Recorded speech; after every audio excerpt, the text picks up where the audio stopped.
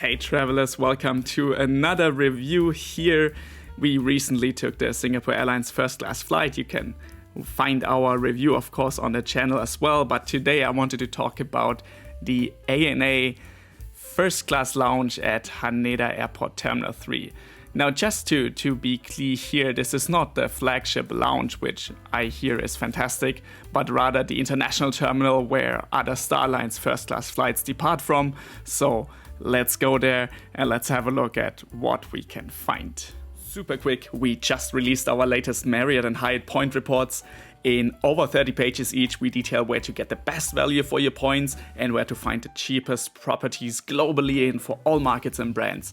So if you want to use your loyalty points like a boss, head over to unmatchedvoyages.com/shop and find out. The first thing you notice when you come into the lounge is that definitely it's a very distinct design. You have a lot of metal and blue tones. Personally, I'm not a big fan of it, but nevertheless, the lounge is kind of like this really lengthy thing, and I'll try to kind of illustrate where we are. You see it on the top right. When you come in and you go to the right side, there's the seating area as well as a bit of a dining area. There's no restaurant in that sense. You have these couches and chairs, and then you have kind of more like these workspaces right next to the food area. And to be honest, doesn't this look really sad? Very interesting, definitely. You have power plugs everywhere, so that's great. Unfortunately, not universal ones, so you might want to bring an adapter.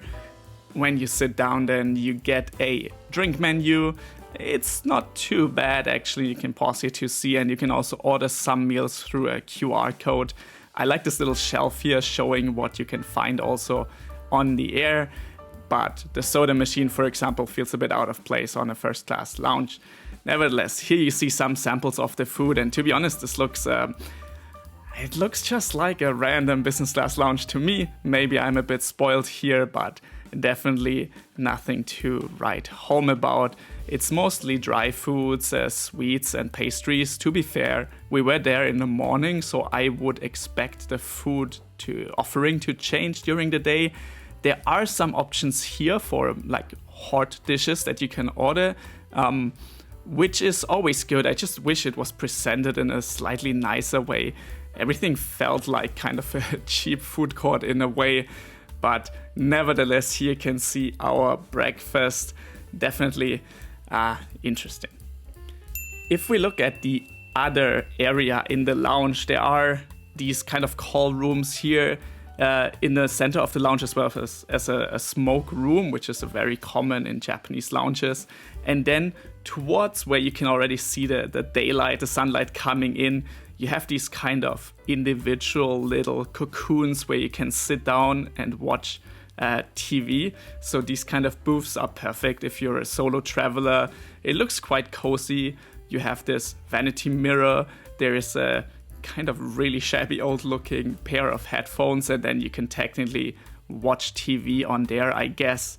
There is also a massage chair, so there's that, I guess. I personally liked more these kind of chairs here that have at least a view towards the runway. There's not a lot of them, but again, they come with power plugs and everything, so that's great.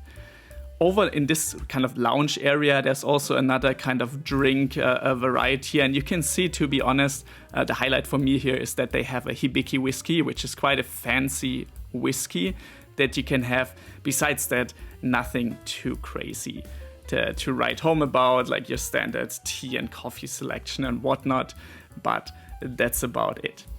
Let me also talk to you about the shower room. They have those, and I believe this shouldn't be too complicated to get because the lounge doesn't seem very crowded.